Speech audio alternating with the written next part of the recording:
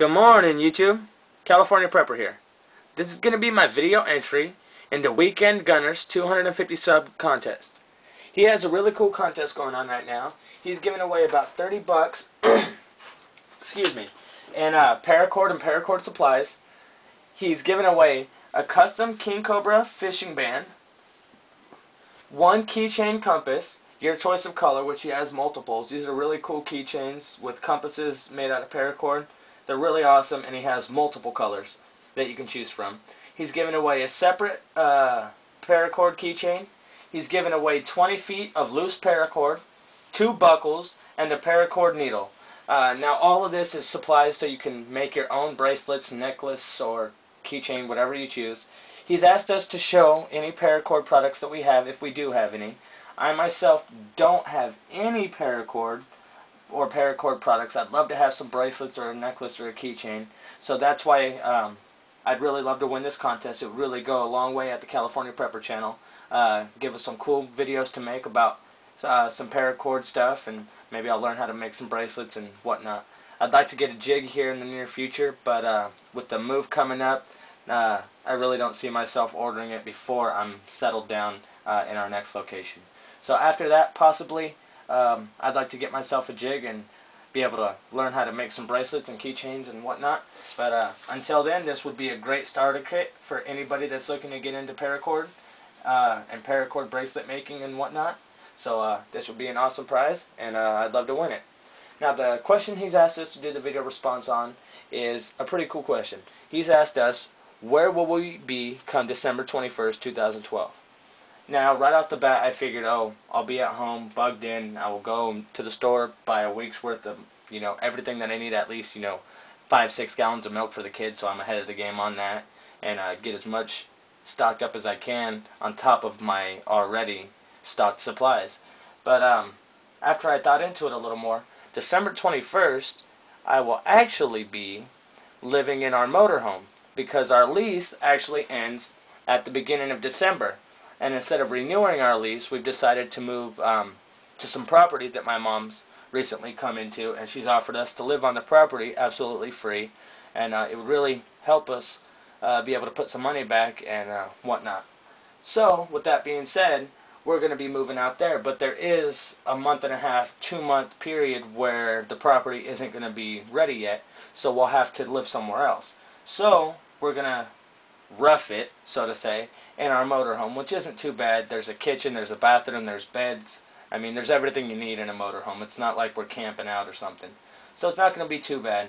But I was thinking about it, and it turns out that's probably going to be the best case scenario. I mean, I'll be able to have all my food stocked up there. I'll have all my bug out equipment stocked up in the motorhome. If anything happens at a moment's notice, I can crank up the motor and move my home right on down the road to a safer spot. So that's really going to be a plus for me. I'm really excited to be in my motorhome come December 21st, actually, instead of being in my apartment. So that's a big plus. I was actually doing some more research into the whole 2012 theory, and I'd like to share a list of stuff that I came up with that would be the most plausible of the top catastrophes that could happen and be pretty devastating to mankind. Now, this list isn't in any order. It's just written down, and this is how it came out. So first off, we have a complete global meltdown. Mother Nature goes crazy. She's raging on her period. Volcanoes, earthquakes, tsunamis, just goes crazy. That could be pretty bad for mankind. Number 2, Nibiru or Planet X idea. There seems to be a lot of hype and hysteria about this. I'm still kind of on the fence about it, so I'm going to do a little more research before I share my opinion on that. But it is something that could happen. Next up is a CMP or an EMP. To me, a solar flare capable of taking out the grid is highly plausible, and probably one of the most plausible of any of these. An EMP is also never out of the picture as long as nuclear weapons are out there, so that's also going to be incorporated in one of the other ones, so I'll go into that more later. The next one is major fault line fractures. Fault lines across the U.S. begin to fracture from mounting daily earthquakes. If you guys follow Suspicious Observer's channel, he does 2 to 3 minute news about what's going on with the weather around the world, around the globe, what's going on in space and with the sun and everything. And if you guys have watched that, earthquakes are off the charts. There's like 12, 15 earthquakes a day around the world. So that's highly plausible.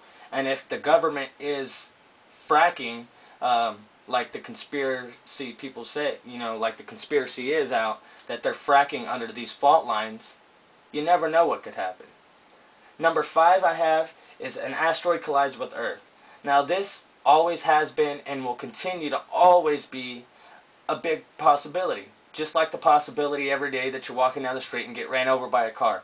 It's just one of those things that's always going to be a problem. As long as there's Earth and there's stuff floating around in space, there's always that chance that something's going to run into us.